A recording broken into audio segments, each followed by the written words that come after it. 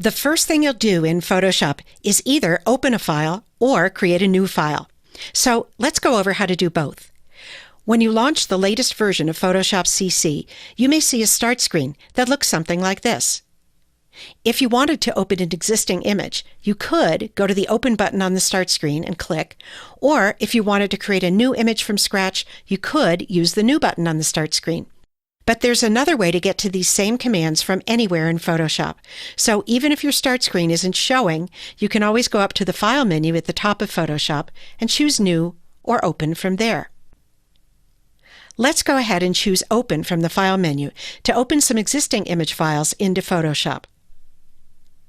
That will launch your Mac Finder or your Windows File Explorer, where you'll navigate through your file system to an image file and select it. You could select one of the practice files that come with this tutorial, as I'm doing, or you can select an image of your own. If you want to open more than one image at a time, hold the Command key on a Mac or the Control key on Windows and select another image file. Then click the Open button. Both selected images open into Photoshop's editing workspace, which is called the Document window. At the top of the Document window, there is a tab for each open image, and the tab tells you the name of the image. If you want to see another open image, just click its tab. So that's how to open existing images. Let's leave those open and talk about how to create a new image from scratch. You might do that when you want a blank canvas on which to draw or on which you want to place some images. So this time, from the File menu, let's choose New. That opens this new document window. Photoshop comes with a lot of blank document presets that you can start with. To find one that works for you, first select a category of documents from the top of the window: Photo, Print, Art and Illustration, or one of these others. I'm going to select Photo.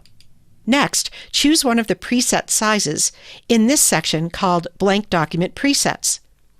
If you don't see one you like, there's an option here to view more presets. View all presets. I'm going to select this preset, the Landscape Orientation 4x6. Over on the right, all the details have now been set up for me, including the width and the height. If you decide that's not exactly the size you want, you can type a different size into the width or height fields. Any of the other settings on the right could be customized too, but sticking with the presets takes the worry out of having to figure out technical details at the beginning. And these settings could be changed later in Photoshop if you need to. So to finish creating a new document, click the Create button. And your new blank document opens in Photoshop, ready for you to add a photo, text, or maybe a shape, all as you'll learn to do as you continue through this tutorial series. Let's take a look at how Photoshop is laid out to help you get comfortable with your workspace. To follow along with this tutorial, you can open any image. The first interface element to get familiar with is the document window, which is right here in the center of the screen. This is where you'll work on your images. Over to the right of the document window are the panels that have a variety of image editing controls. There are more panels than just those you see in this panel column. Some of the panels are hidden behind others. For example, here we have a panel group of the Color panel and the Swatches panel. If I want to see the Swatches panel, I can just click its tab, and that brings it forward so I can use it. I'll go ahead and select a blue swatch here in the Swatches panel, and that color will be applied when I use other color features like the brush tool.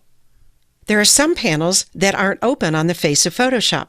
To open one of those panels, go up to the Window menu and choose from this list of alphabetical panels a panel that doesn't have a check mark. For example, I'll choose the Histogram panel.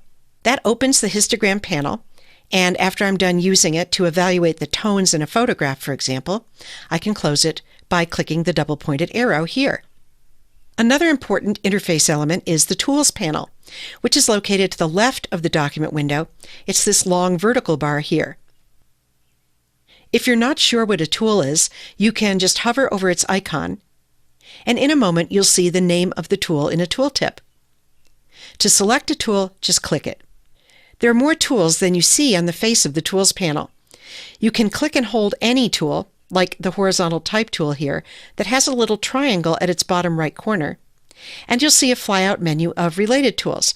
So if I want to add text not in a horizontal orientation, but rather in a vertical orientation, I can just slide down to the vertical type tool in this flyout menu and select it from there. Each tool has a number of controls called options, and those are found in the next major interface element, the horizontal options bar up here at the top of the screen. The important thing about the options bar is that it changes depending on what tool is selected. So because I have the vertical type tool selected, I see options for text, like this font size menu here. But keep your eye on the options bar as I select another tool. I'll click on the brush tool, for example. And now the options have changed to offer brush opacity and brush flow and more. Let's go ahead and apply an option. One of the things you'll often want to do when you have a brush tool selected is to change the size of the brush tip. And you can do that using the brush picker option, which is the first option over here on the left of this options bar. I'll click that option to open the brush picker, and then I can move the size slider in the brush picker over to the right to increase the size of the brush tip or to the left to decrease it. And then I'll click in a blank area to close the brush picker. I'll move into the image and I'll apply some paint. And by the way, the brush tool is painting with blue because you'll remember that's the color I chose in the swatches panel earlier in this video. By the way, if I change my mind about that paint stroke or whatever I just did in Photoshop, I can undo it by pressing the common keyboard shortcut for undo, which is Command plus Z on a Mac or Control plus Z on a PC. The last major interface element is the menu bar at the very top of the screen. And here you have multiple menus with lots of controls. For example, if I want to close this image, I can select Close from the File menu. And you can go ahead and close the image without saving since we haven't made any permanent changes. So that was a quick look at the major features of the Photoshop interface that you'll use over and over as you work in Photoshop. The document window, the panels, the tools, the tool options, and the menu bar. Zooming and panning are ways to navigate around an image that you'll use often as you work on images in Photoshop. To practice working with the zoom and pan controls, open this image from the tutorial practice files, or open a large image of your own. Zooming means changing the magnification of the image, as you might do if you were looking at the sky through a telescope. You may want to zoom in for a closer view of part of an image, or you may want to zoom out to see more of an image on your screen. The most straightforward way to zoom is to select the Zoom tool toward the bottom of the Tools panel here. Then go up to the Options bar for the Zoom tool, where you'll find a plus icon for zooming in and a minus icon for zooming out. Let's start with the plus icon activated, which is the default. Then to zoom in, move into the image and click. And each time you click, you'll zoom in a little further. To zoom back out to see more of the image again, go back to the Options bar and this time select the minus icon, and then click several times in the image to zoom back out.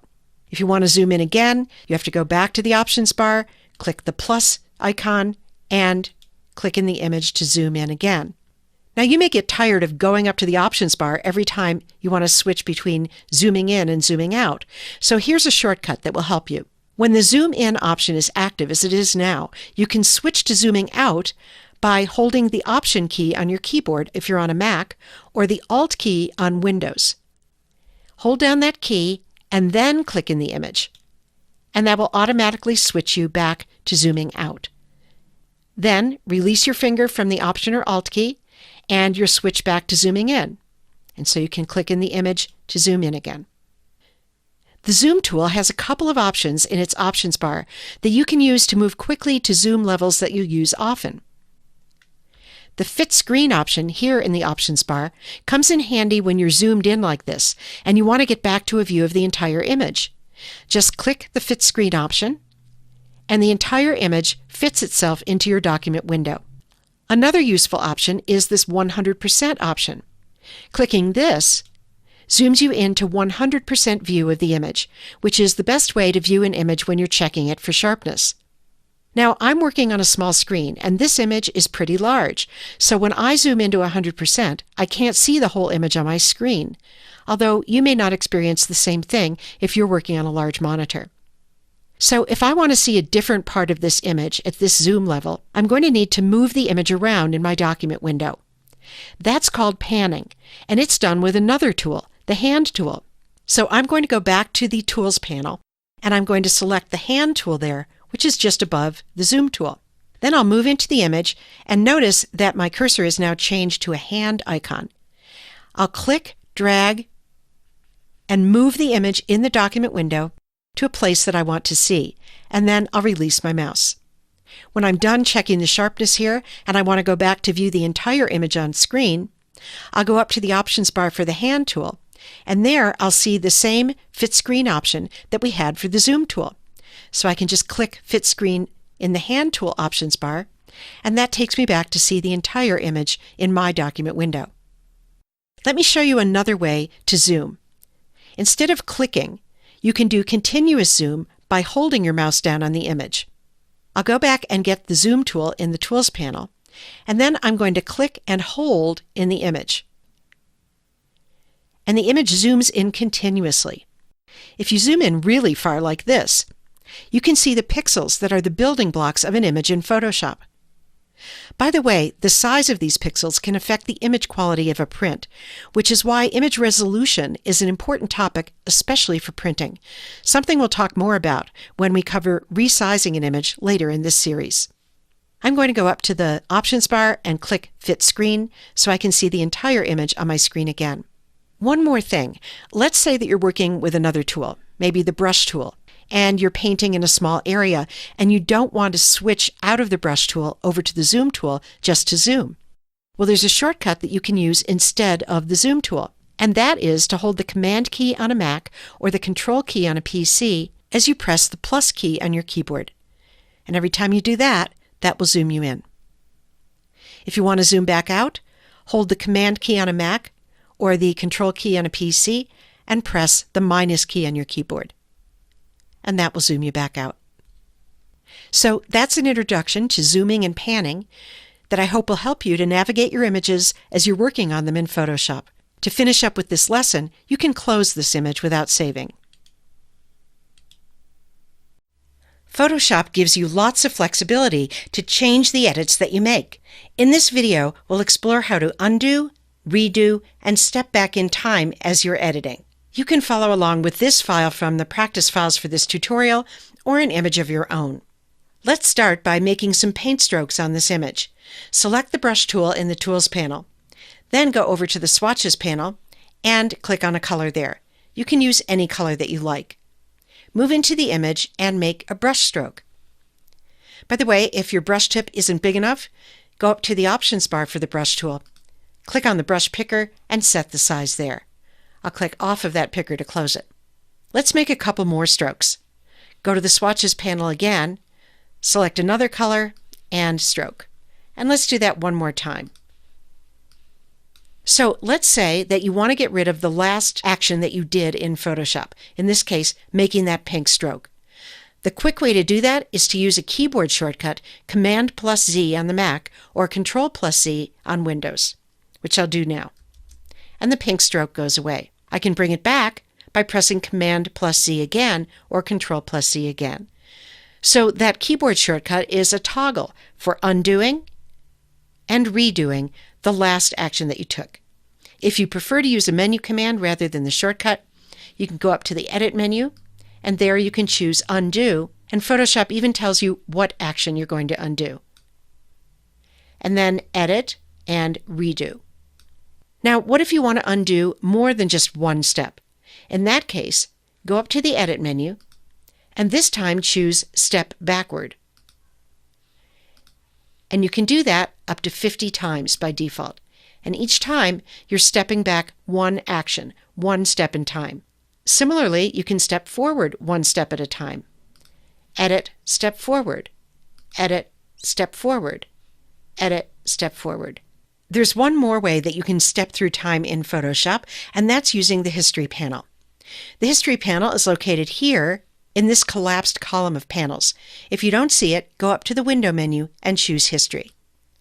I'm going to expand this panel by moving down to its bottom bar until I see a double-pointed arrow and then dragging down.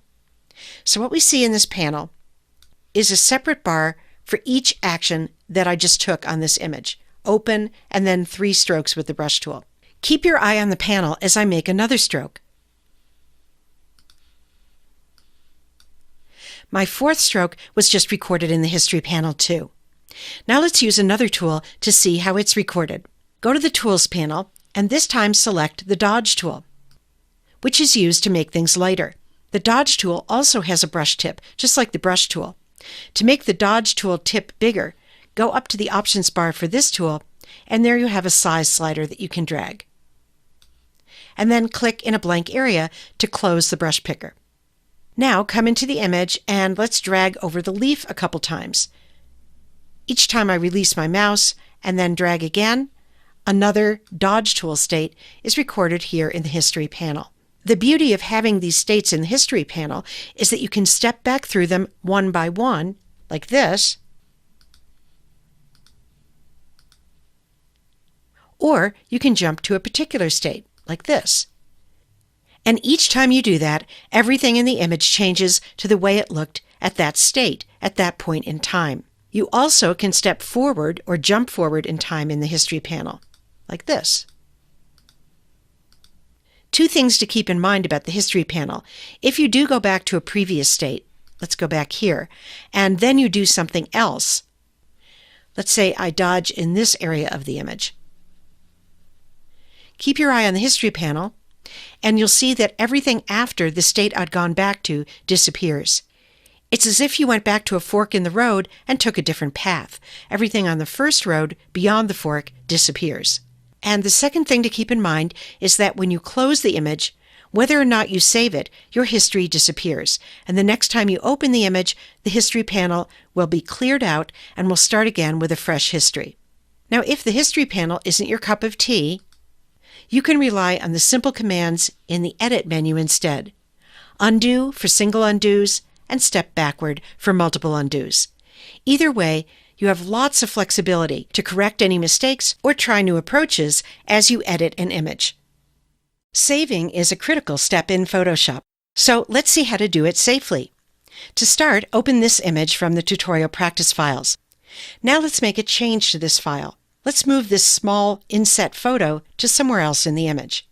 To do that, go to the Tools panel and click on the first tool, the Move tool. And then move into the image, click right on the small bouquet photo, and drag it somewhere else in the image. I'll just put it here. You can put it anywhere you like. By the way, if that didn't work for you, it's probably because you're not on the right layer. We'll learn a lot more about selecting a layer later in the tutorial series, but for now, you can avoid that problem by just going over to the Layers panel and making sure that you have the small bouquet layer highlighted. And then try dragging that bouquet again. Now that we've made a change to the image, let's see what happens if we use the Save command to save the image with that change. I'll go up to the File menu, and I'll choose Save. And what happened is that Photoshop went right ahead and saved over and replaced the last version of this image, in this case, the original file that we started with. And that's something you don't often want to do. So let me show you a safer way to save that doesn't save over the last version. Let's make another change. Again, with your Move tool selected, click on that small bouquet photo and move it somewhere else in the image. I'll put mine down here, but you can put yours anywhere. Go up to the File menu, and this time, don't choose Save. Instead, choose Save As. That opens this Save As dialog, where you can avoid saving over the last version of your file by doing something different, like changing the file name or choosing a different location to which to save the file. By the way, if you're on Windows, this dialog box may look slightly different. It does offer the same options that we'll talk about, but they're just arranged slightly differently. So what I'm going to do to avoid saving over the last version of this image is to give this version a new name. I'll go to the Save As field here. That's the file name field if you're on Windows. And I'll click just to the right of the name before the .psd extension, and I'm going to type -v2 for version 2. Now if I were to come down and click Save, although I'm not going to do that just yet, I'd end up with two files, the last saved version of the file and this changed version. So that's a simple way to protect your last saved version, which is sometimes your original, of an image. Before we do click Save, let's take a look at another important thing in this Save As dialog. That's the Format menu here on a Mac. It's called the Save as Type menu on Windows. It's a good idea to save your files in the native Photoshop format, which gives them a .psd extension while you're working on them. To do that, choose Photoshop from this drop-down menu, and if you have layers in your file, as we do, make sure that the Layers box is checked. The big advantage of saving as a PSD is that it will preserve any layers or other editable Photoshop features that you may have added to the image so that you can come back and work with those again later. But you can't see a .psd file on the web. And if you're sharing it with someone who doesn't have Photoshop, they might not be able to open a .psd file, a Photoshop file. So if you want to share an image that you've worked on in Photoshop, I suggest you save another copy of it in addition to the .psd and save that copy in the JPEG format. The JPEG file could be posted online, it will be smaller to send by email, and it will keep any photos in an image looking good. So let's go ahead and do that. I'm going to go to my Format menu, and I'll choose JPEG. And then I'll go down to the bottom right and click Save. That triggers this small window of JPEG options. I suggest you just leave these at their defaults and click OK. Finally, here are a couple bonus tips about saving. First, save often. Don't wait until you're done to save a file you're working on. Second, save early. This is especially important if you've created a new file from scratch with the new command, because until you do save, that file hasn't been permanently saved to your system and could be lost if your computer crashes. Let's talk about how to change the size of an image in Photoshop. I suggest that you start with this image from the downloadable practice files for this tutorial. I'd like to set the size of this image so that it's a good fit for posting to a particular website, where I happen to know that the ideal image size is 900 pixels wide. Before we resize this image, let's check how big it is to start with. In most cases, you'll want to start with an image that's bigger than, or at least not a lot smaller than the resized image that you need. That's because if you enlarge an image a lot, at some point it can start to look blurry. I'll go down to the status bar at the bottom of the document window, and I'll click and hold on the document size information. In the small window that pops up, we can see that this file is 1800 pixels wide by 1200 pixels high. Since we want to put it in a spot that's only 900 pixels wide on our website, that means we'll be scaling it down. To resize this image, I'll go up to the Image menu, and I'll choose Image Size. That opens the Image Size dialog box. If you like, you can make this window bigger by going to the bottom right corner and dragging out. Over on the left, you can see a preview of the image, and on the right are the controls for changing image size.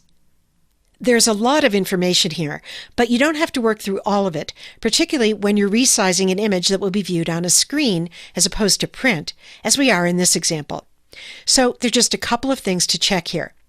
First, make sure that this link icon is on. This is what it looks like when it's on. If I click it, this is what it looks like when it's off. So we want it on to make sure that the width is linked to the height, so that when we resize the image, the original proportion of width to height is preserved, and the image doesn't look squeezed or stretched. Second, make sure that there's a check mark in this box, the Resample box. When this box is checked, you're telling Photoshop that it's okay to throw away some pixels when it makes this image smaller, or if you were making the image bigger, to add some pixels. And third, take a look over to the right of the width and height fields, where you can see the unit of measurement that's being used to report the dimensions of the image. By default, this is set to inches. But when you're sizing an image for use on screen, as we're doing in this example, the correct unit of measurement is not inches, it's pixels. So I'm going to click on either of these two menus and change it from inches to pixels, and the other menu changes too because the width and height are linked. Now it's time to change the size. I'll go to the width field, and instead of 1800, I'll type 900. You can see that the height field automatically changed, and it changed proportionately. Now here's a bonus tip. If you wanted an image to have different proportions, say 900 by 400 rather than 900 by 600 in this case, the best way to achieve that would be to use another tool, the crop tool. which we're going to cover in another movie. Before I click OK, you may be wondering why I didn't change the resolution field. That's because this resolution field is only relevant when you're preparing an image for print. When you're sizing an image for on-screen use, as in this example, the number in this field really doesn't affect the dimensions of the image. So you can leave it set to whatever it happens to be. So after making those few changes in the image size dialog, we can now come down to the OK button and click there to close the image size dialog box and take us back to the document window. If you like, you can go back to the status bar and check the size of the resized image. I'll click and hold on the information there, and you can see that we now have a 900 by 600 pixel image instead of the original, which was 1800 by 1200. All that's left to do is to save the image. I'll go up to the File menu, and I'm going to choose Save As rather than Save because I don't want to save over the original 1800 by 1200 pixel version. So in the Save As dialog, I'm going to give this version another name. You can type anything you want here. I'm going to type Web for my web-sized version of the file. I'll leave everything else as it was, and I'll click Save. I'll click OK in the JPEG Options window, and now we're done. So that's how to resize an image for on-screen use in Photoshop's Image Size dialog box. If you like to print images, it can be useful for you to have a basic understanding of what image resolution means in Photoshop and how to change the resolution of an image to prepare it for print.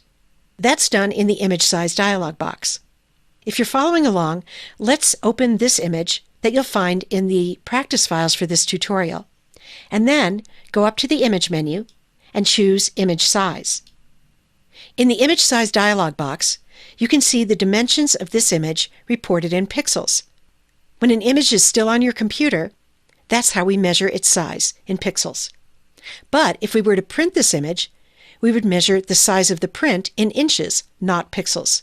Down here in the resolution field, you can see the resolution that's currently set for this image. It's 100. There's nothing special about a resolution of 100, it's just a round number that I picked when I set up the file for this lesson. Now, what does resolution mean here? Well, if you read across this line from left to right, you may get a sense of it. This is telling us that resolution is a particular number of pixels per inch. In this case, 100 pixels per inch. Another way to say that is that if and when you print this image, 100 pixels out of the total 1800 across and the total 1200 down will be assigned to every printed inch horizontally and vertically. Now, if you don't like math problems, you can skip the next part, but if you like to think of this in terms of math, here's a simple example. So the math problem is divide 1800 by 100 and you get 18. That means that at a resolution of 100 pixels per inch, this file will print at 18 inches across. And it works the same way vertically. If we divide the total 1200 pixels of height into groups of 100, that gives you 12 groups or 12 inches. So the height of the printed image will be 12 inches. So if you understand that basic concept, now you're probably wondering, well, what's the best number to put in the resolution field when you're preparing an image for print? Unfortunately, there's no one answer because that depends on what printer you're using. But assuming you're printing at home on a typical inkjet printer, it's fair to say that a resolution of about 300 pixels per inch will do. If I were to print the image with only 100 pixels per inch, it might look okay, but if you got really close to it, it wouldn't look its best, because my desktop inkjet printer really needs around 300 pixels per inch. So how do you go about changing the resolution of a printed image to 300 pixels per inch in this dialog box? The first step is to make sure that the resample box is unchecked. Because if we're just changing the resolution, we probably don't want to change the total number of pixels in the file, and that's what resample does. So let's say that we want the total number of pixels in the file to remain at 1800 by 1200. We just want to reallocate them into groups of 300 rather than groups of 100. So what I'm going to do is type 300 in the resolution field. Spoiler alert, when I do that, the number of inches in the width and height fields will change too. So let's go ahead and type 300 here. And sure enough, The width and height have changed from 18 inches and 12 inches to 6 inches by 4 inches. And that's the size at which this image will print with the necessary resolution to make the best print. I'm done here, so I'm going to click OK. That closes the image size dialog box and takes me back out to the document window. And here I have an image ready to save and print at 6 inches by 4 inches with 300 pixels in every inch. The crop tool is one of Photoshop's most useful tools, particularly for those of you who take lots of photographs. You can use it to improve a composition and to straighten crooked photos. I've opened this photo from the practice files for this tutorial, so I can show you the basics of the crop tool. I'll start by selecting the crop tool here in the Tools panel. As soon as I do, you can see this border around the whole image. That's the crop box. I'll move my cursor over any of the corners or any of the edges of the crop box and drag to reshape that box. So in this case, I might drag it way in to create a very different composition than the original photograph. As you create your crop, Photoshop shows you a preview, with the areas to be cropped away shaded in gray. That way, you can evaluate what it is you're about to eliminate before you finalize the crop. Now, before I finalize this crop, I want to go up to the Options bar to show you an important option there, and that is Delete Cropped Pixels. That option is checked by default. I usually like to uncheck that, because when Delete Cropped Pixels is checked, if you finalize the crop and save the image, you'll permanently delete the cropped away pixels. But with this option unchecked, you can bring back the cropped away pixels at any time. Let's give it a try. I'm going to finalize this crop by going over to the big check mark in the Options bar and clicking there. Now, there are other ways to finalize a crop, but I like this way because it's very simple. So now you can see the photo with the crop applied. Let's say that I'm doing something else with the image, and then I change my mind about the way I'd cropped it. At any time, I can go back and select the crop tool, and then click on the image again, and all the pixels that I'd cropped away appear back in view, and I can change my crop. This time I might include some of those cropped away pixels. By the way, you may have noticed that there's a grid of vertical and horizontal lines on top of my photo as I use the crop tool. This overlay represents a classic compositional technique known as the rule of thirds. The idea of this technique is that if you place the important content in an image at the intersection of any of these horizontal and vertical lines, you may improve the composition. Let's give it a try with this image. I'm going to place the bouquet right at this intersection by clicking on the image and dragging and placing it here. And then I might reshape the crop boundary a little more, pulling it in tighter on this bouquet. And then I'll click the check mark. Again, I'm going to click on the image with my crop tool to try to fine-tune this crop a little more. I notice that this image is a little crooked, especially down here at the table. One of the things you can do with the crop tool is straighten an image.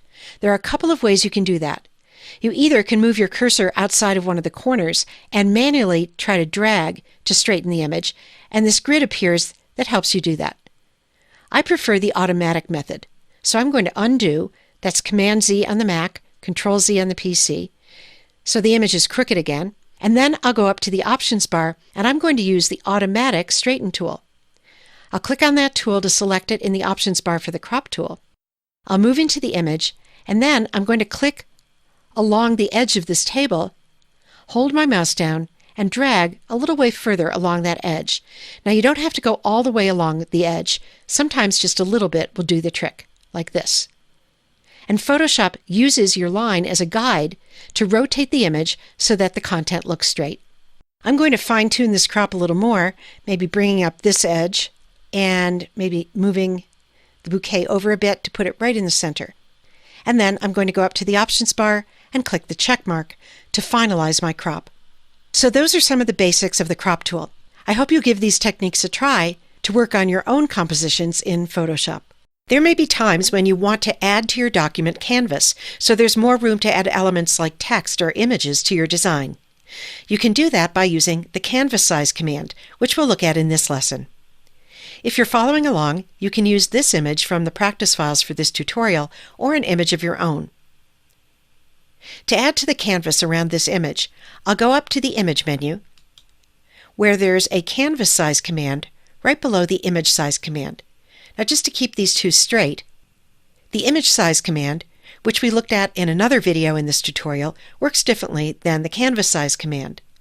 Unlike Image Size, Canvas Size doesn't change the size of your actual photos or other artwork or images in a composition. It just lets you add space around those items.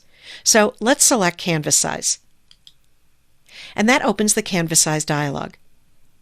At the top of this dialog, you can see the width and height of this image in inches. And down here, you can add to the width of the canvas or add to the height of the canvas or both. And those fields are set to inches by default also. But when you're preparing an image for online use rather than for print, it makes more sense to change this unit of measurement to pixels, because that's the way we measure and talk about the size of images on screen, as you learned earlier in this tutorial. So I'm going to change either one of these menus from inches to pixels, and the other menu changes too. If you know the total width in pixels that you want the image to be after expanding the canvas, you could type that number here in the width field. But it's often easier to just tell Photoshop how many pixels to add to the canvas without worrying about what the total will be. To do that, come down here and click the Relative checkbox. That sets the number in the width and height fields to 0. And now I can type in the number of pixels that I want to add to the canvas. So let's say that I want to add 400 pixels to the width of the canvas. I'll type 400 here. If I wanted to add to the height of the canvas, I could do that too. I'm just going to leave that at 0 for now. And then I'll click OK to apply that. And out in the document window, you can see that Photoshop added canvas to both the left and the right sides of this photo. What it did was split the 400 pixels of extra width that I asked it for into 200 pixels on the right and 200 pixels over here on the left. Well, what if I wanted to add canvas to just one side of this image? Let's say over here to the right side. That's done slightly differently. So let's undo what we've done so far and try that instead. I'll press Command-Z on the Mac, Control-Z on a PC to undo. And I'll go back to the Image menu and choose Canvas Size again. The first thing I'm going to do here is to check that the width and height fields are still set to pixels, and they're not. They've reverted to the default inches. So again, I'll change those menus to pixels. And I'll double check that Relative is checked. As I said, I want the added canvas to appear just on the right side of this image. To do that, I'll go down to this anchor diagram, and I'm going to click on the middle box on the left side of this diagram. What that does is tell Photoshop to pin or anchor the image to the left side of the canvas and put the extra canvas to its right. So now I'm going to go up to the width field and I'm going to type in the number of pixels that I want to add to the right side of this image. Let's add 800 pixels. And click OK. And that's exactly the effect that I wanted. You probably noticed that so far my canvas extensions have all been white, but you can control the color of your canvas extension here in the Canvas Size dialog using the Canvas Extension Color menu here. By the way, if you're working on another image and you're not on a special background layer, as we are in this image, then your Canvas Extension Color menu will be unavailable, and the canvas that you add will be transparent. It will appear like a gray and white checkerboard in Photoshop. I'm just going to click Cancel. And if I want to save this image, I'll go to the File menu and I'll choose Save As so I don't save over my original. So that's how you can add space to your document canvas so you have some extra room to add more image elements. Layers are the building blocks of any image in Photoshop, so it's important to understand what layers are and why to use them, which we'll cover in this video. If you're following along, open this layered image from the downloadable practice files for this tutorial. You might think of layers like separate flat panes of glass, stacked one on top of the other. Each layer contains separate pieces of content. To get a sense of how layers are constructed, let's take a look at this Layers panel. I've closed my other panels so that we can focus on the Layers panel, but you can skip that. By the way, if your Layers panel isn't showing, go up to the Window menu and choose Layers from there. The Layers panel is where you'll go to select and work with layers. In this image, there are 4 layers, each with separate content. If you click the eye icon to the left of a layer, you can toggle the visibility of that layer off and on. So I'm going to turn off the visibility of the tailor layer and keep your eye on the image so you can see what's on that layer. I'll do the same for the cloth layer and for the pattern layer. You can see that the bottom layer, the background layer, is filled with white because this image started with a new blank image preset with a white background. Let's turn on all the other layers again by clicking in the empty box just to the left of each layer to add the eye icon back in. Now let's take a look at just one layer, the tailor layer. A quick way to turn off all the layers except the tailor layer is to hold down the Option key on the Mac or the Alt key on the PC and click on the eye icon to the left of the tailor layer. In the document window, you can see that this layer contains just the one small photo surrounded by a gray and white checkerboard pattern. That pattern represents transparent pixels, which allow us to see down through the corresponding part of this layer to the content of the layers below. So let's turn that content back on by going back to the Layers panel, again holding the Option key on the Mac or the Alt key on the PC, and clicking on the eye icon to the left of the tailor layer. And all the other layers and their eye icons come back into view. So again, you might think of layers like a stack of panes of glass, each with its own artwork and in some cases transparent areas that let you see down through to the layers below.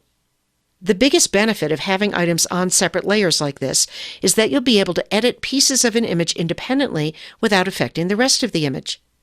Follow along with this example to see what I mean. Let's say that you wanted to edit or move just the small photo of the cloth being cut. To do that, you'd have to select the layer that contains that photo. Go to the Layers panel and click on the cloth layer, just to the right of the layer name. Now that the cloth layer is selected, any editing you do will affect only that layer. For example, go to the Tools panel and select the Move tool, and then click on the cloth photo and drag, and only that photo moves, because only that layer is selected. And this applies to other kinds of edits too. For example, if you painted on the image or applied a filter, as you'll do later in this tutorial series, those edits would affect only the selected cloth layer and not the rest of the image. By the way, there are some editing activities like moving layers that you can do to more than one layer at a time. And to do that, you need to select more than one layer. Over in the Layers panel, we already have the cloth layer selected. If you don't, click on that layer.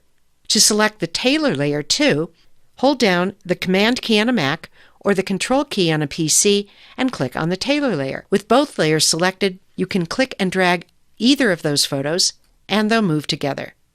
Now here's a bonus tip. With the Move tool selected, take a look at its options bar and you'll see this option, Auto Select Layer, is checked.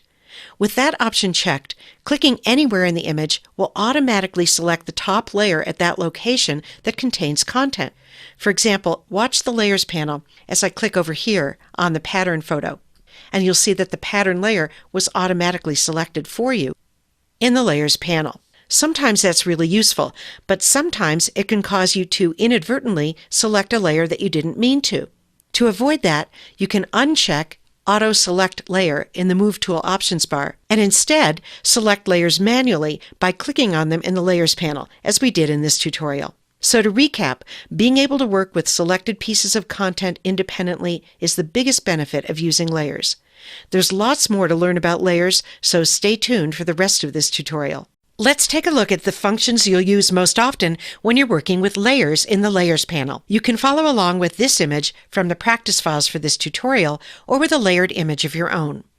Over on the right in the Layers panel, the order in which the layers are stacked from top to bottom controls the front to back arrangement of content in the image. For example, in this image, the tailor layer is above the pattern layer in the Layers panel. And so in the image, the tailor photo with the man in the red hat is on top of the pattern photo where those two photos overlap. Well, what if you wanted the tailor photo here to be behind the pattern photo in the image? In that case, come over to the Layers panel and select the Tailor photo by clicking on it. Then click, hold, and drag the Tailor layer beneath the pattern layer. Now this can be tricky. You need to wait until you see a double line below the pattern layer and then release your finger from the mouse or the trackpad. And that moves the Tailor layer beneath the pattern layer in the Layers panel. And look what happened over in the image. The photo of the tailor is behind the photo of the pattern. Another thing you're probably wondering about is how to create a new layer. Let's say that I want a new empty layer on which I could add pixels, maybe by painting with the brush tool. First, think about where you want to add the layer in the layer stacking order and select the layer just below that.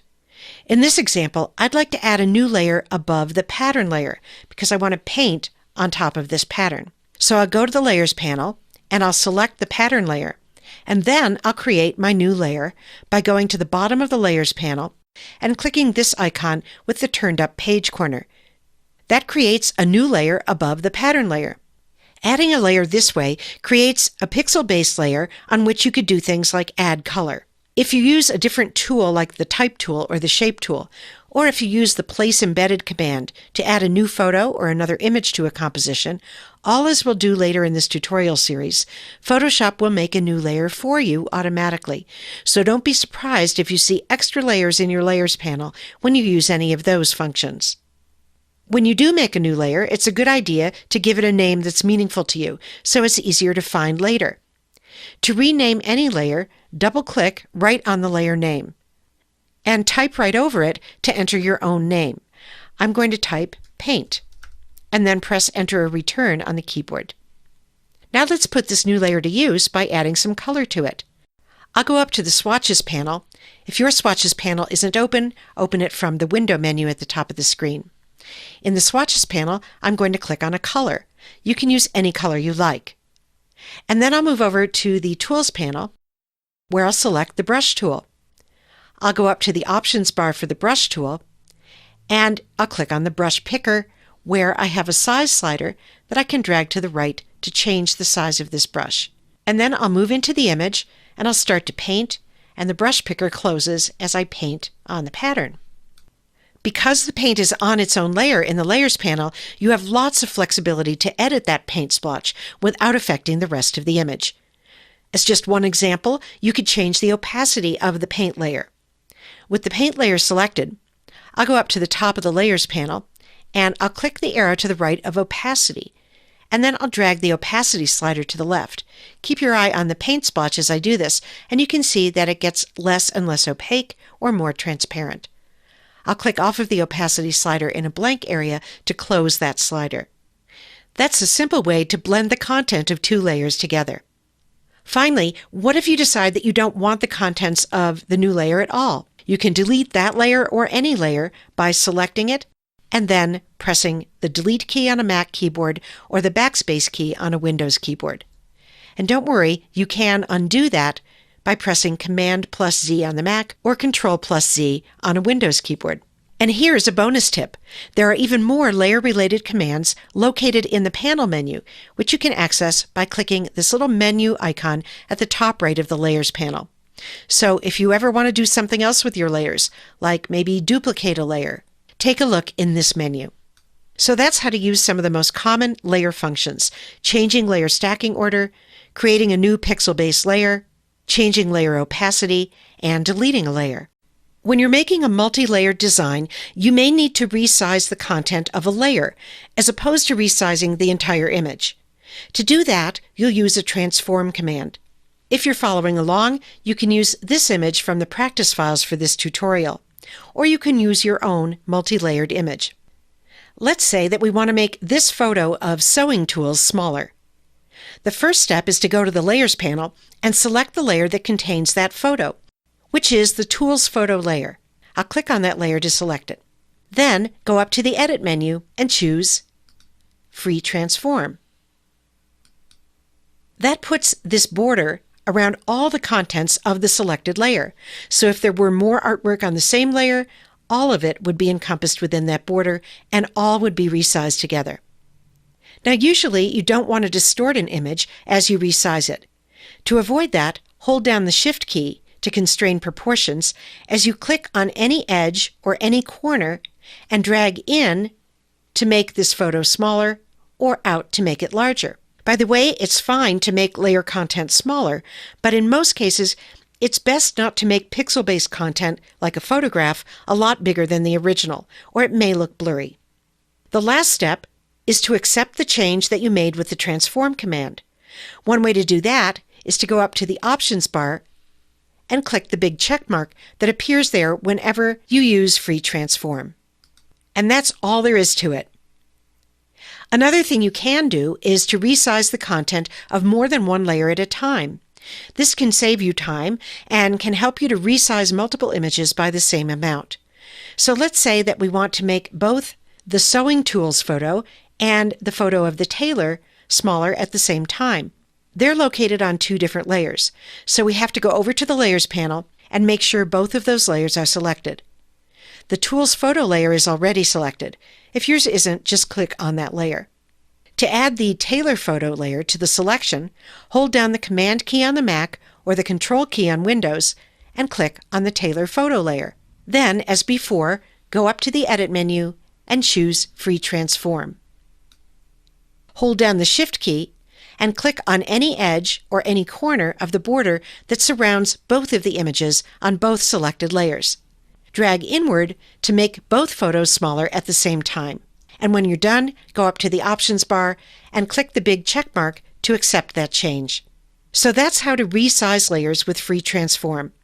Please don't confuse this technique with resizing an entire image, which is done with the image size command in the image menu, as you learned in another tutorial in this series. In this video, you'll learn how to add multiple images to a composition that you're building in Photoshop. Like many things in Photoshop, there's more than one way to do this. We're going to use the Place Embedded method, which automatically creates a new layer for each added image, giving you the flexibility to size and position each added image as you like. If you're following along, start by opening this image from the practice files for this tutorial. You can leave the other practice file with a similar name closed for now. When we use the Place Embedded command to add another image to this composition, Photoshop will automatically create a new layer for the added image, above whichever layer is selected at the moment. So the first step is to go to the Layers panel and select the layer above which you want your new layer. I'm going to select the background layer. Next, go to the File menu and choose Place Embedded. That opens your Finder or File Explorer, where you'll navigate to the file that you want to add. If you're using the downloadable practice files, navigate to the practice files on your computer and choose this file. Then click the Place button at the bottom right. The added photo appears in the open image in your document window. This photo happens to be larger than the open image, but you don't have to worry about that. Photoshop automatically scales the added photo down so it fits in the original image. Before you complete the placement, you'll scale down the photo and place it where you want it in the composition. To scale this photo down proportionately without distorting it, hold the Shift key as you drag from any of the corners inward. If you want your added photo to be about the same size as one of the other small photos in this composition, use one of those photos as a guide to help you size this one. I'll remove my finger from the mouse or trackpad and release the Shift key. I'll hold the Shift key down and come over to this other corner and drag inward there to get the added photo just about the same size as this other small photo. Next, you'll want to position the added photo where you want it in the composition. To do that, click inside of the border and drag. These pink guides may appear, they're called Smart Guides, to help you align the added photo to the other elements in the composition. When you're happy with the size and the placement of your added photo, complete the placement by going up to the options bar and clicking the big check mark there. And that's all there is to it. If later you decide that you want to move the added photo, you can do that by just selecting its layer getting the Move tool in the Tools panel and dragging the added photo elsewhere in the composition. Or let's say you want to change the size of the added photo. You can do that too. And to do that, you'll use the free transform command that we learned about in an earlier video in this tutorial. So let's say I wanted that middle image to be a different size. I would make sure its layer is selected in the Layers panel. I'd go up to the Edit menu and choose Free Transform, hold the Shift key to constrain proportions, and drag from any of the corners to change the size of that photo. And then click the check mark in the options bar to commit that change. There's one thing to keep in mind when you use the Place Embedded command, and that is that there are some edits you can't do directly on the resulting smart object that this command creates. Now, there's lots to learn about smart objects, but for now, let's just talk about what to do if you run into this situation. Let's say that I wanted to paint on the photo that I added. I'll make sure I have its layer selected in the Layers panel, and I'll go over to the Tools panel, and I'll select the Brush tool. When I move into the image and click to paint, I get this message saying that this object must be rasterized before proceeding. This means that if I click OK, I'll be converting my added photo layer into a regular pixel-based layer. And that's just fine, so I'll click OK. And that's the simple solution that will allow me to paint on my added photo. So now that you know how to add images to a composition, have fun creating your own unique multi-image designs in Photoshop. Many files have a special background layer. Let's take a look at what a background layer is and how to work with it. If you're following along, use this file from the practice files for this tutorial. Let's take a look at the Layers panel, where at the bottom of this layer stack, there's a layer labeled Background with an uppercase B and a lock symbol. That's how to recognize a special background layer. The content of this background layer is the large photo in the background of the image in the document window. A background layer like this has special properties that are different than a regular layer. For example, you can't change the stacking order of a background layer in the Layers panel. Try to move it up in the layer stack by selecting the background layer and then dragging up. And you just can't drop it on top of these other layers. Instead, you get this no way symbol. And when you remove your finger from the mouse or the trackpad, the background layer pops back down to the bottom of the layer stack. Similarly, you can't drag another layer beneath the background layer in the Layers panel. Try selecting another layer and then drag beneath the background layer and you get that same no way symbol. A background layer just has to be at the bottom of the layer stack, and its content has to be at the back of the image behind the other image elements. Let's go back to the Layers panel and select the background layer again to see something else that you can't do with the background layer, and that is to move it with the Move tool. I'll go over and select the Move tool in the Tools panel. I'll click on that large background photo and I'll try to move, and I just get a message that the Move tool can't move this layer because the layer is locked. I'll click OK to dismiss that. There are a couple other things you can't do with a background layer either. For example, you can't vary the opacity of a layer, and you can't have transparent pixels on a background layer. So what if you want to do any of that with a special background layer? In that case, you need to convert the background layer to a regular layer, and that's as simple as one click. Just come down to the background layer and click on the lock symbol, and it goes away, and that layer becomes a regular layer called Layer 0. And now, because it's a regular layer, I could do all the things I just mentioned that you can't do with a background layer. As just one example, I can move this layer with the Move tool. I have the Move tool still selected. I'll move into the image and I'll drag to the right, and that does move Layer 0, and it reveals transparency behind it because this is the bottommost layer in the layer stack. Now, what if you did want to have a special background layer and you didn't have one in your file? Well, you can make any layer into a special background layer by going up to the Layer menu and choosing New, Background from Layer. I actually want to make a new layer in this case and make that the background layer. So I'll go down to the bottom of the Layers panel and I'll click the Create New Layer button. That makes a new Layer 1, which I'll drag to the bottom of the layer stack. Layer 1 is currently empty. I'll fill it with white. To do that, I'm going to go up to the Edit menu and I'll choose Fill. In the Fill dialog that opens, I'll change the first drop-down menu to white and I'll click OK. And now we have a white layer at the bottom of the layer stack. To change that into a special background layer, I'll go up to the Layer menu and choose New, Background from Layer. And now that layer is locked. I can't move it or do the other things that I mentioned. And it's providing a stable base for this composition. So background layers deserve mention because you will run into one sooner rather than later. And now you know what a background layer is, what its limitations are, and how to work with it. When you shoot with a camera or a phone, you don't always get a perfect exposure. A photo may come out too dark or too light, or it may lack contrast and look dull, or it may be too contrasty and have really dark darks and bright brights.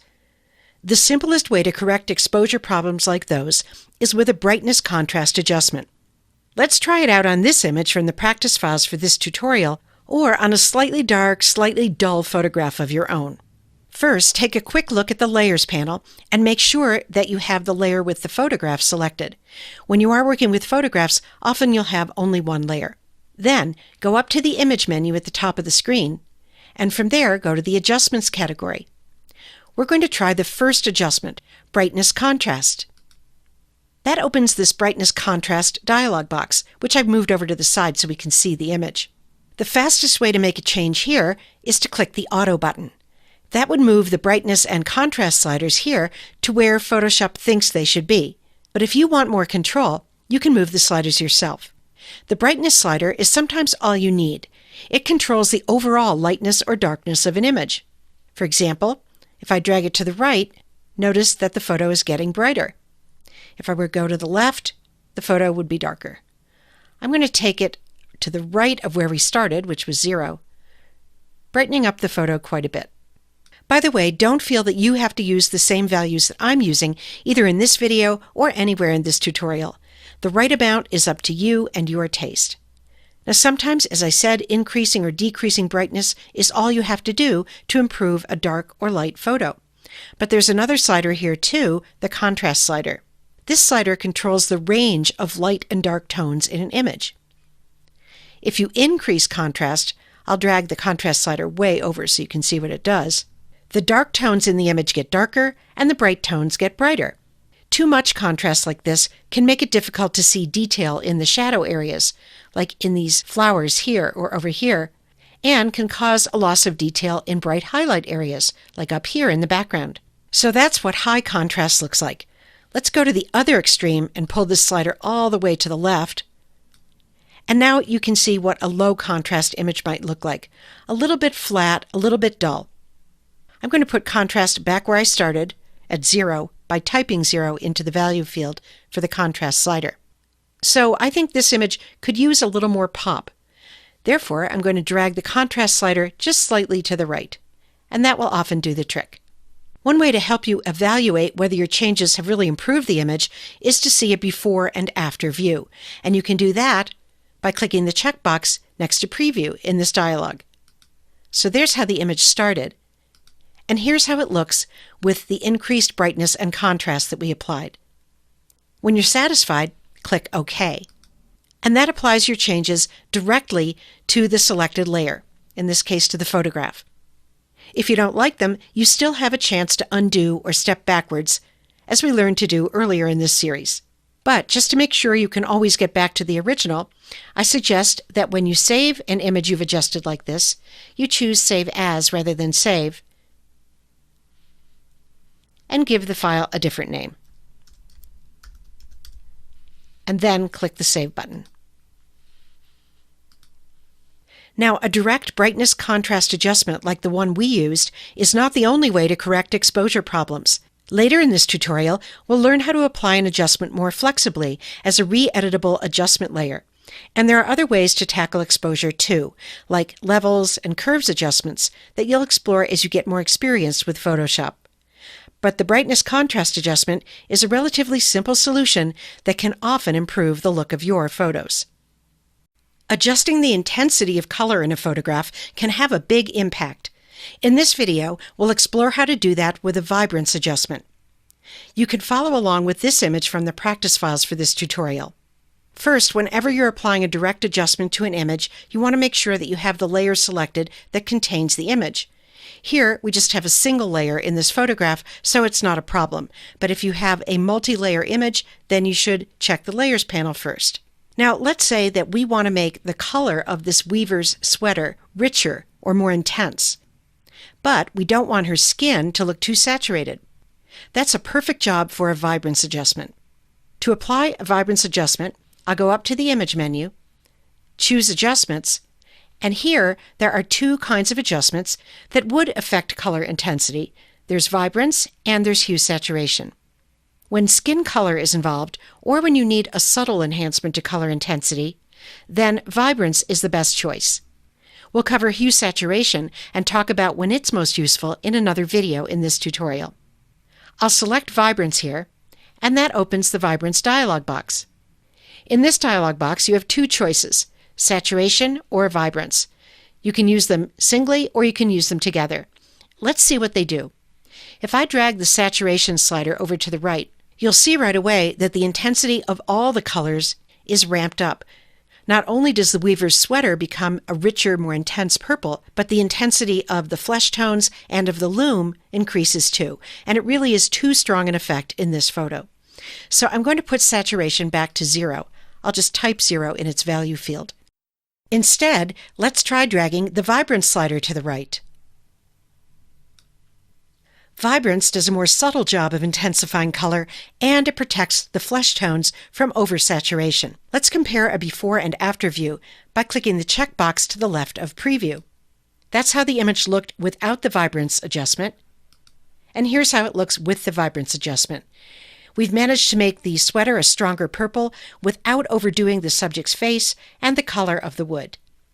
If you're happy with the result, click OK and go to the File menu, choose Save As, and I suggest that you change the file name so you don't save over the original photo with this adjusted version.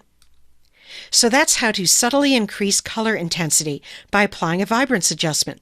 We applied this adjustment directly to the photo, but it could be applied as a flexible adjustment layer. That's a topic we'll cover in another video in this tutorial. The hue saturation adjustment lets you adjust not only color saturation, but other properties of color too. And it gives you the option to adjust either particular colors or all the colors in an image. So you get more control over color with this adjustment than with the vibrance adjustment that we looked at earlier in this tutorial. If you're following along, open both these images from the practice files for this tutorial. Let's start with this image of threads on a loom. If it's not showing, click its tab at the top of the document window here. Now go up to the Image menu and choose Adjustments, Hue Saturation. That opens the Hue Saturation dialog box. If it's covering your image, you can click its title bar and drag it out of the way. The dialog box has three main sliders. The Hue slider controls the overall color. So if I drag Hue to the right, I get a different colorway than if I drag it over here to the left. I'll put it back to 0. The Saturation slider controls the intensity of the color. Dragging to the right makes all the colors in the image more intense. Dragging to the left mutes all the colors in the image. I'll put that one back to 0 too, to show you the last slider, Lightness. Dragging this to the left makes all the colors darker. Dragging to the right makes all the colors lighter. I'll put that back to 0 too. When you use the sliders as we just did, they affect all the colors in an image. But the hue saturation adjustment offers something more, the ability to adjust individual colors throughout an image. Let's switch to the other open image to see that. I'm going to click Cancel to close the hue saturation dialog box, and go back to the document window and click on the tab of the other open document. Let's open that dialog box again by going to Image, Adjustments, Hue Saturation. We've already seen that if I were to move the saturation slider, that would affect the saturation of all the colors in the open image. But let's say that I just want to affect the saturation of the yellows in this image. To do that, I'll go to the menu labeled Master, and I'll choose one of the color ranges from that menu. I'm going to choose yellows. If I drag the saturation slider all the way to the right, you'll see that it's affecting all the yellows throughout the image. Or if I were to go all the way to the left, you can see that I'm lowering the color intensity of all the yellows. Not only the yellow flowers, but also some of the foliage too, because some of that has yellow in it as well. I'd like to lower the color intensity of the yellows just a little, so I'm going to take that saturation slider and I'll put it just about here. You can experiment with changing the hue and the lightness of individual colors too. Now what if I wanted to change the saturation of the orange flowers in the image? If I go up to the menu, I don't see orange there. So rather than just guess at what color range might cover the orange-looking flowers, there's a tool that I can use right here to automatically target whatever the orange is in the flowers and change that color throughout the image. I'll activate this tool by clicking on it, and when there's a dark box around the icon, it's turned on. I'll move into the image and click on the orange in one of these flowers. Keep my mouse held down, and as I drag to the left, I'm lowering the color intensity of the oranges wherever they appear in the image. If I drag to the right, I'm increasing the intensity. And when I do that, you can see that there's some of that orange color, not only in the flowers, but also in the wall, in the vase, and in the table. I'm going to drag just to the left of 0, maybe to about right there. If you look at the Hue Saturation dialog box, you'll see that dragging in the image with that tool activated has moved the saturation slider, and it's chosen reds as the color range. I'm going to click on that tool to deactivate it, and then I'll click OK to accept all these changes. And finally, I'll go to the File menu, and I'll choose Save As, and I suggest that you change the name of this image so that you don't save over your original with this version. So the hue saturation adjustment gives you lots of options for controlling color in your photos, and it can be applied as a direct adjustment as we just did, or as an adjustment layer, a topic we'll cover next. If you're comfortable applying adjustments directly to an image, you may want to take things a step further by applying similar adjustments in a more flexible way, as adjustment layers. You can use this image from the practice files for this tutorial to follow along. Over in the Layers panel, make sure you have the layer selected above which you want your adjustment layer, keeping in mind that an adjustment layer will affect all layers beneath it by default. I've selected the top layer here, which contains this small photo of a bouquet. Now let's add an adjustment layer.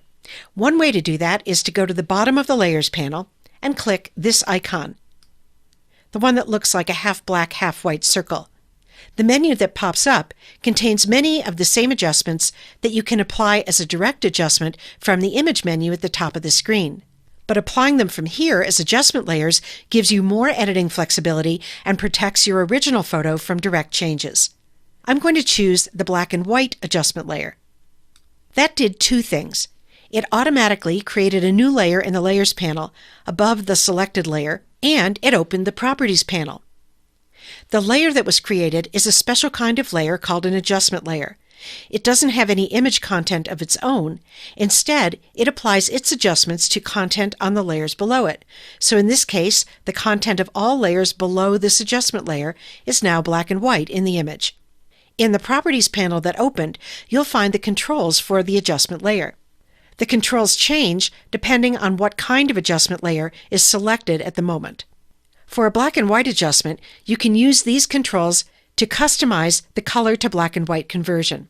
Each of these sliders will lighten or darken areas in the black and white that were a particular color in the color version.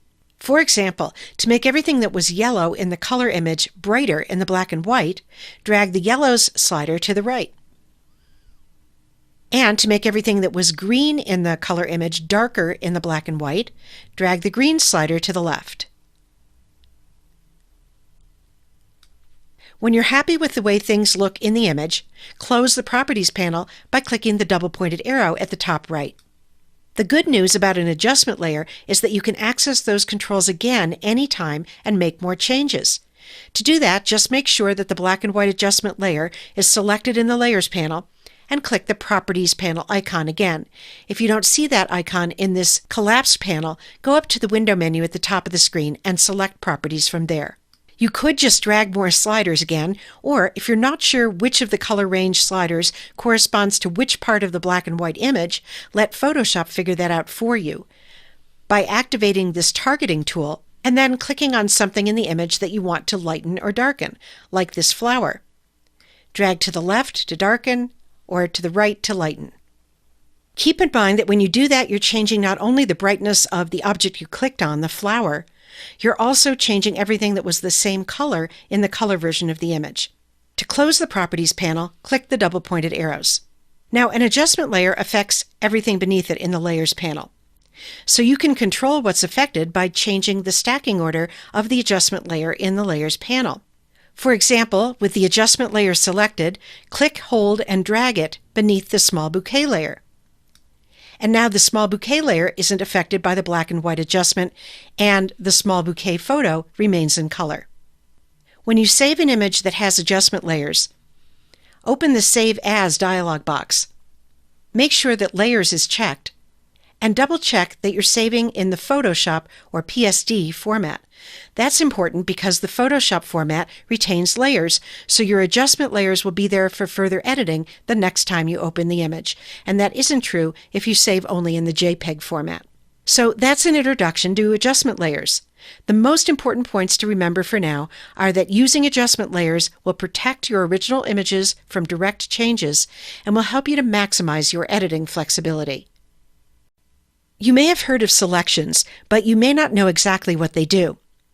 A selection is a way to isolate part of an image so you can make adjustments to that part or work on only that area. Once you've made a selection, only the selected area will be impacted by your edits, whether those involve making an image adjustment, applying a filter, painting, or lots more. In this video, we'll cover some basics about working with selections. You can follow along with this image from the practice files for this tutorial.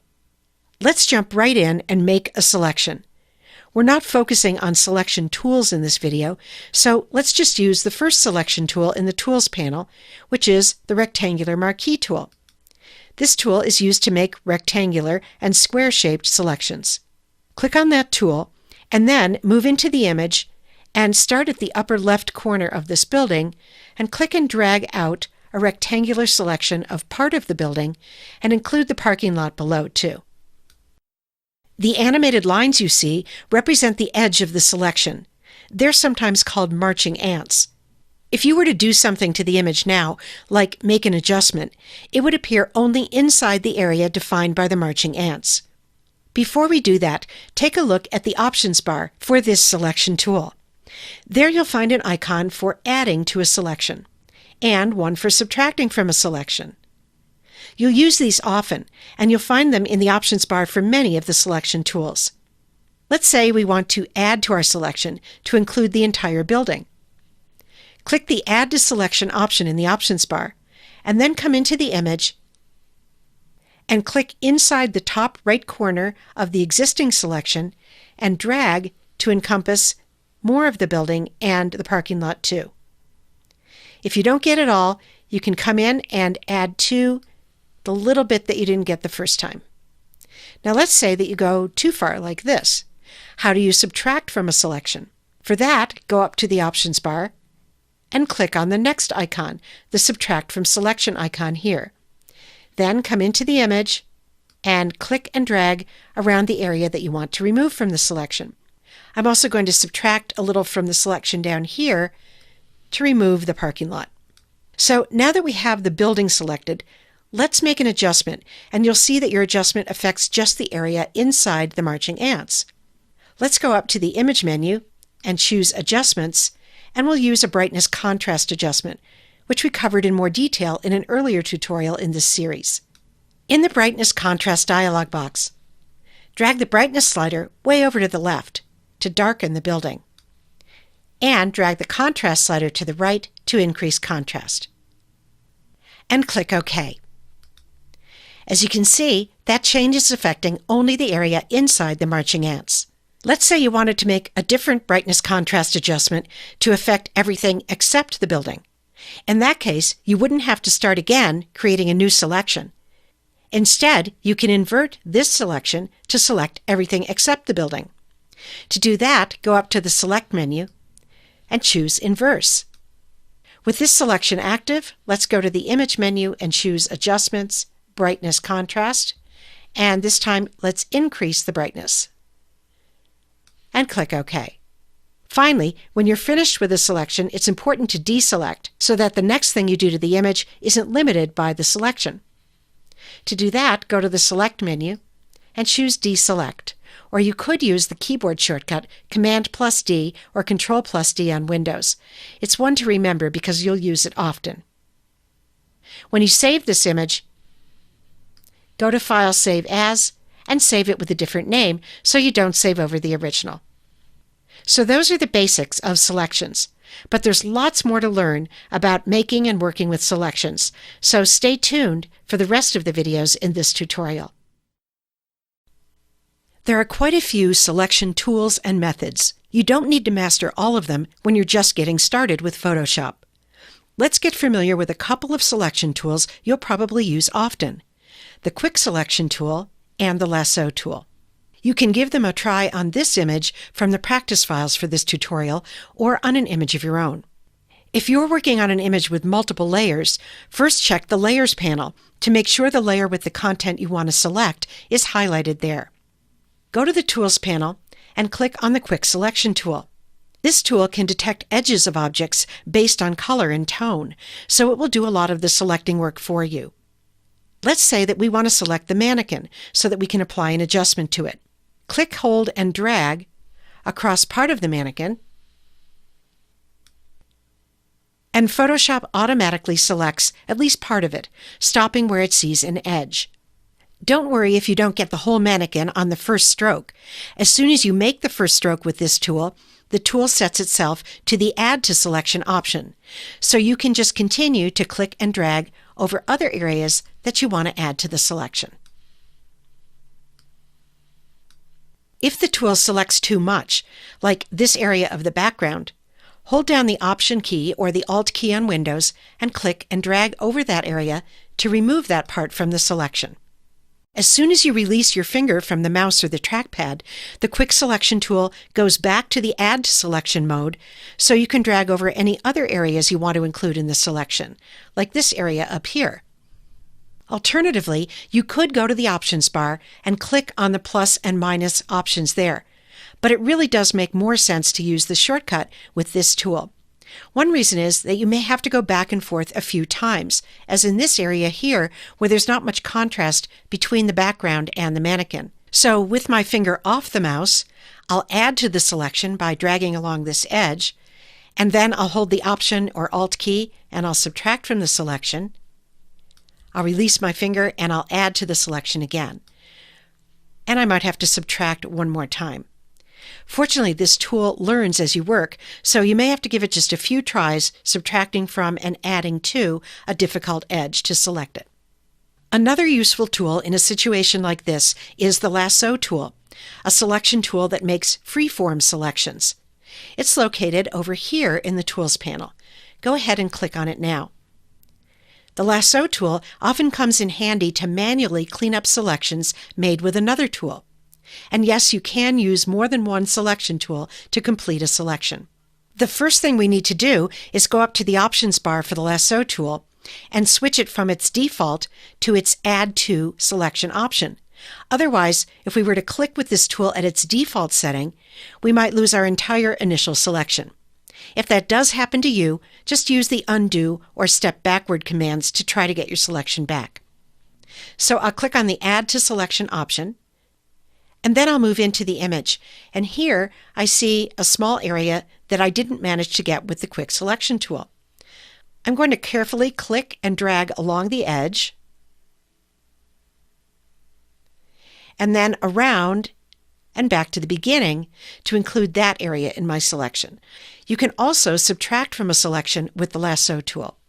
To do that, go back up to the Options bar and click the Subtract from Selection icon. Then I'll move into the image, and here I want to remove this small area, so I'll carefully move along the edge, all the way around, and back to the beginning. So with this selection, I'm going to apply an adjustment. I'll go up to the Image menu, and I'll choose Adjustments and Brightness Contrast. And in the Brightness Contrast dialog box, I'll drag the brightness slider over to the right to brighten just the area that we'd selected, the mannequin. and I'll click OK to accept that. Finally, go to the Select menu and choose Deselect, or use the keyboard shortcut Command+D on the Mac or Control+D on Windows. If you want to save a copy of this image without saving over the original, use the Save As command from the File menu, as we've been doing throughout the tutorial series. So that's an introduction to two very useful selection tools, the Lasso tool and the Quick Selection tool. When you're comfortable making selections, you may want to take things a step further by viewing and fine-tuning a selection in the special Select and Mask workspace. Give it a try with this image from the tutorial practice files. Start by making an initial selection of this jacket. You can do that here in Photoshop's main interface or in the Select and Mask workspace that we'll visit in a minute. We're going to do it here in the main interface using the Quick Selection tool, which you already learned how to do in an earlier video in this tutorial. So click on the Quick Selection tool and then move into the image and click and drag over the jacket on this side and then on this side too. And if your tool selects the area in the middle, hold down the Option key, that's the Alt key on Windows, and click and drag there to remove that area from the selection. I'll release my finger from the mouse and the tool automatically switches back to Add to Selection mode, and I'll come up to the shoulder and click and drag over this extra bit that I'd missed to add that into the selection too. Now go to the Options bar and click Select and Mask, or go up to the Select menu, and you can choose Select and Mask from here no matter which selection tool you have selected. That opens a separate workspace, the Select and Mask workspace. Start here by going to the right side of the workspace and clicking the View menu icon to open this menu of different ways to view the current selection. Depending on the image you're using, you'll find that different views give you the most accurate information about what could be improved in your initial selection. For example, let's click on this Overlay view. This view is showing us everything that's outside the selection with a transparent red overlay, so we can more clearly see that the initial selection isn't exactly true to the edge of the jacket. There are parts of the jacket that have been left out of the selection. And there's a little bit of the background that's included in the selection that shouldn't be, like this area here on the bottom right. To try to fix that, we'll use one of the tools over here in the Abbreviated Tools panel. Here you'll find some of the same tools as in the main Photoshop interface, and they work the same way here too. For example, there's a Quick Selection tool, a Lasso tool, a Hand tool for panning, and a Zoom tool for zooming. Go ahead and select the third tool from the top. This is a brush tool that lets you simply paint to add to or subtract from the selection. Move into the image and simply paint over an area like this part right here that's covered in red, and as you see, that area becomes clear as I paint over it. I'll do the same up here and over here. Now if I want to remove something from the selection, like down here, I'll go up to the Options bar for this brush tool and click on the minus symbol, and then I'll come over here and I'll paint. Now as you're painting, you may want to use the Zoom tool to zoom in for a closer view. I'm just going to paint like this quickly. I'll go back up to the Options bar and I'll switch back to the Add to Selection, and I'll add in a little bit that I missed right over here. Of course, there are lots of other controls in the Select and Mask workspace, as you can see, and you can explore those as you become more familiar with Photoshop. But this introduction will get you started with basic Select and Mask features like the View menu and a couple of the tools over on the left. Now, before you close the Select and Mask workspace, you need to choose how you'd like to output your improved selection. So go over to the right side, and if you need to, click the scroll bar there and scroll down until you see a menu labeled Output Settings. Click the arrow on that menu. I'm going to scroll down again and choose from the Output To menu, and I'm going to choose to output with the first default option, Selection. And that will tell Photoshop to output the improved selection in the view you're used to, the Marching Ants view. Then click OK to close the Select and Mask workspace and go back to the main interface with the improved selection that appears as Marching Ants. As you know, anything you do to the image now will affect only the area inside the selection, the jacket. So let's do something we've done in earlier tutorials in this series, add a brightness contrast adjustment. I'll go up to the Image menu, Adjustments, Brightness Contrast, and in the Brightness Contrast dialog box, I'll drag this brightness slider over to the right, brightening the jacket, and then I'll click OK. Finally, I'll deselect by pressing Command+D on a Mac or Control+D on Windows. Or you can go to the Select menu and choose Deselect. And if you want a copy of this image with this adjustment without saving over the original, use the Save As command as we've done throughout this tutorial series.